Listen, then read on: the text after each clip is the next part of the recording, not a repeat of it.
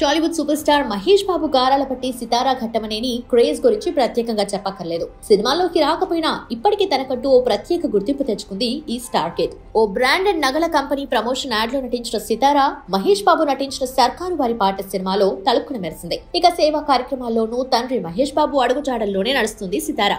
ఇందులో భాగంగానే తనకు వచ్చిన రెమ్యునరేషన్ ను సేవా కార్యక్రమాలకు వెచ్చించింది.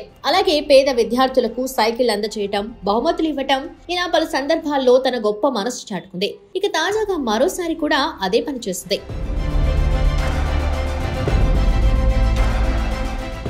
జూలై 20 తన పుట్టినరోజు సందర్భంగా మెడిసిన్ చదవాలనుకున్న ఒక పేద విద్యార్థినికి ఆర్థిక సాయం చేసి అండగా నిలిచింది మహేష్ తనయ సితారా. 2024లో జరిగిన మెడికల్ ఎంట్రన్స్ ఎగ్జామ్ నీట్ పరీక్షలో నవ్యశ్రీ అనే అమ్మాయి 605 మార్కులు సాధించింది. ఒక సాధారణ కళాశాలలోనే చదివిన ఆమె తన ప్రతిభతో టాప్ స్కోర్ సాధించింది. ప్రభుత్వ మెడికల్ కళాశాలలో ఎంబీబీఎస్ సీటు సాధించింది. అయితే పేదరికం ఆమె కలలకు అడ్డుగా నిలిచింది.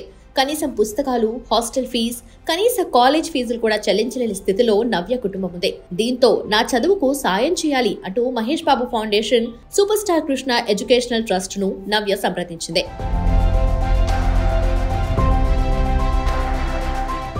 నవ్యశ్రీ వైద్య విద్యా కళలకు మహేష్ బాబు ఫౌండేషన్ ఊపిరిపోసింది.